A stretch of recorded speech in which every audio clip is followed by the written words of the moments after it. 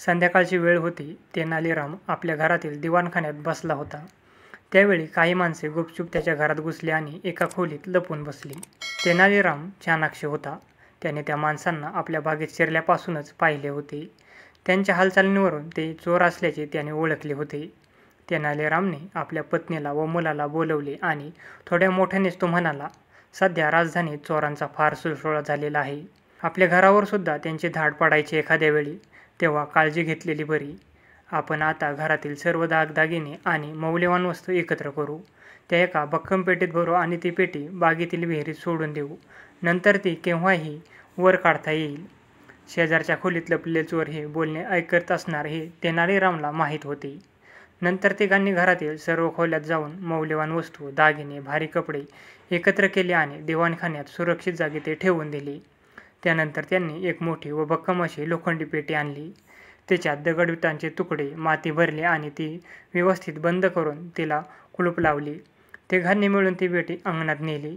दोराच्या साहाय्याने ती हळूच बाहेरच्या मोठ्या विहिरीत सोडून दिली आणि घरात येऊन झोपली. तेनालीरामच्या बोलण्याकडे आणि त्यांच्या हालचालींकडे चोरांचे लक्ष होते.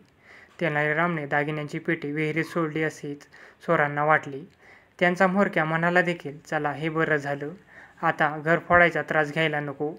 विहिरीतल्या पेटीतून दागिने काढून घेऊन म्हणजे झालं. थोडा वेळ जाऊन देऊन ते चोर हळूच बाहेर आले. ते त्या विहिरीकडे गेले.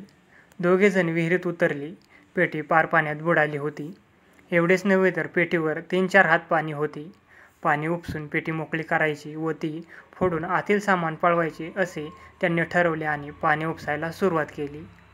तेनालीराम जागाच होता. चोर विहिरीकडे जाताच तो हळूच बाहेर पडला. चोर आपल्याला दिसतील, पण आपण चोरांना दिसणार नाही अशा रीतीने तो आडोशाला उभा राहिला. चोरांनी विहिरीचे पाणी उपसायला सुरुवात करताच तेनालीराम बागेत गेला. हाती फावडे घेऊन वाफ्या वाफ्याने बागेला पाणी देऊ लागला. अगदी शांतपणे, आवाज न करता त्याचे काम चालले होते. इकडे चोर पाणी उपसतच होते, पण विहिरीचे पाणी काही हटेना, पेटी काही दिसेना. तेनालीरामचे बागेला पाणी देण्याचे काम चालूच होते. संपूर्ण बागेला पाणी देऊन झाले. दिवस उजळायची वेळ झाली. तेनालीराम हळूच आपल्या घराजवळ गेला आणि घराच्या दारातून चोरांना मोठ्याने म्हणाला, गाड्यांनो, बागेला भरपूर पाणी देऊन झालं आहे. तेव्हा तुम्ही आता आपलं काम थांबवा आणि जा. मी तुम्हाला आनंदाने सुट्टी देत आहे. तेनालीरामची बोलणे ऐकून चोर अगदी घाबरून गेले. त्यांनी तिथून पोबारा केला.